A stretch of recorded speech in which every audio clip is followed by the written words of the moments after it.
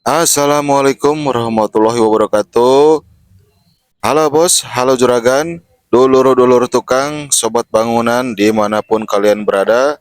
Semoga kalian selalu dalam lindungan Allah Subhanahu wa Ta'ala, sehat selalu, sukses selalu, dan tentunya tidak kekurangan sesuatu apapun. Ketemu lagi sama saya, tukang yang kalau ada kerjaan lembur, bukan buat kaya, tapi biar nggak kepikiran utang. Nah, kali ini saya lagi make over kamar kos-kosan. Budgetnya tipis. Soalnya yang punya kos lagi bokeh. Katanya dompetnya lebih tipis dari amplas yang saya pakai. Tapi jangan salah, meski budget minim, hasilnya nanti insya Allah bisa bikin kamar jadi lebih bersih, enak dipandang, dan yang penting laku disewa ya teman-teman. Jadi kalau kamu punya kamar kos atau rumah kecil, jangan minder. Dengan modal pas-pasan, asal niat dan rajin, bisa kok bikin ruangan jadi lebih kelihatan fresh. Tadi saya sudah siapkan bahan sederhana aja. Kuas 3 inci biar tangan saya nggak kram kayak nahan cat mantan. 2 galon cat standar, bukan cat mahal, tapi cukup buat nyelamatin tembok dari kelihatan kusam. Yang ketiga, kompon buat nutupin retakan, biar tembok kayak hati yang penuh luka. Kenapa pakai kompon? Ya supaya pengerjaannya lebih cepat ya teman-teman ya, karena budgetnya tipis. Jadi harus kerja cepat kita. Terus yang keempat, 1 lembar triplek 3 mm. Ini buat plafon kamar mandi yang jebol ya teman-teman. Dan juga buat nutupin bekas roster yang sudah nggak terpakai ya teman-teman. Karena terhimpit bangunan tetangga. Terus beberapa paku kecil, roll, bakcat, sama sedikit amplas ya teman-teman. Ya itu untuk bahan-bahannya ya teman-teman. Oke, kita mulai dari pasang plafon kamar mandi yang jebol ya teman-teman.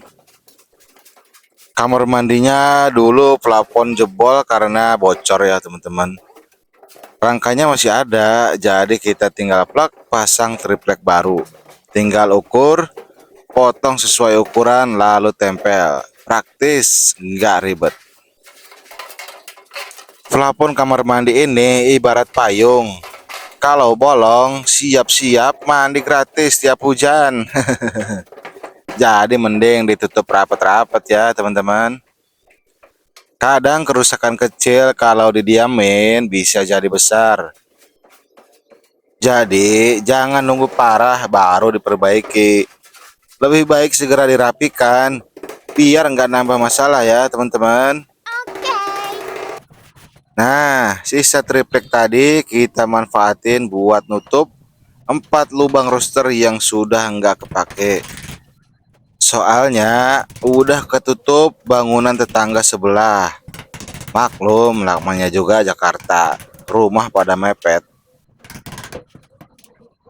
Cara pasangnya gampang. Ukur lubang, potong triplek, lalu tempel. Sekaligus biar kamar lebih privacy dan nggak ada serangga nyelonong masuk.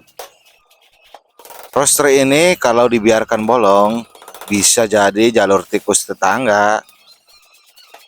Nah, nanti malah kos-kosan berubah jadi kos tikus. Ya, teman-teman. Kemudian kita periksa tembok. Nah, ini nih. Ada bagian tembok yang belum diaci ya, teman-teman nih. Bagaimana bisa dicat kalau belum diaci? Biar cepet, langsung aja hajar pakai kompon. biar cepat ya teman-teman. Lalu periksa semua tembok yang retak atau bekas paku, ditambal aja pakai kompon.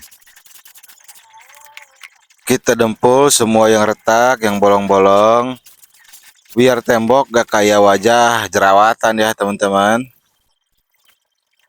Setelah kering kita amplas dikit, jadi permukaan rata ya teman-teman. Dempul ini ibarat bedak.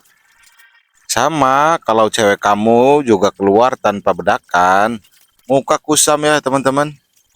Tembok pun begitu teman-teman, harus kita make up biar cantik. Ingat, jangan malas di bagian detail kecil kayak gini. Karena detail yang rapi, hasil akhirnya kelihatan jauh lebih bagus. Oh yes. Tembok sudah didempul semua dan sudah siap dicat ya teman-teman. Kita mulai cat pakai roll dulu biar rata. Untuk bagian sudut yang nggak bisa kena pakai roll, kita gunakan kuas ya teman-teman. Kalau cat standar biasanya daya tutupnya nggak tebal ya teman-teman, jadi minimal 2 lapis. Jangan buru-buru selesai. Cat ini kayak janji politisi, kalau cuma sekali nggak bakal nutup semua masalah. Jadi harus dilapisi lagi biar bener-bener nutup.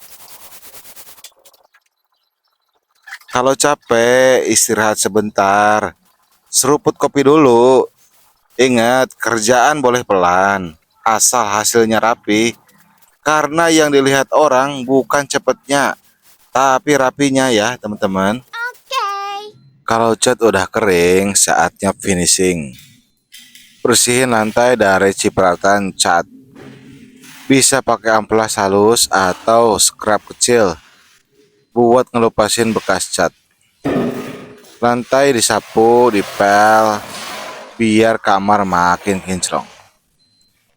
Percuma tembok kinclong kalau lantai kayak abstrak lukisan modern. Yes. Jadi bersihin sekalian, biar calon penghuni kos enggak kaget. Kerjaan itu jangan setengah-setengah, sempurnakan sampai detail kecil.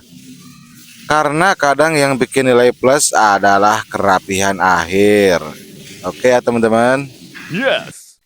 Nah, dan inilah hasil akhirnya. Kamar kos yang tadinya kusam, kotor, sekarang lebih bersih, segar, dan layak huni. Biarpun budget minim, hasilnya tetap maksimal. Cocok buat disewakan. Kalau masih ada yang bilang jelek, suruh aja mereka ngekos di rumah mertua. Ingat teman-teman, kalau kita niat, pasti ada jalan. Bukan soal besar kecilnya modal, tapi bagaimana kita bisa manfaatin sebaik mungkin.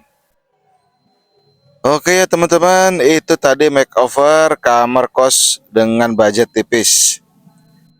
Semoga bisa jadi inspirasi buat kamu yang mau renovasi murah meriah. Kalau video ini bermanfaat, jangan lupa like, subscribe, dan share biar makin banyak yang terbantu.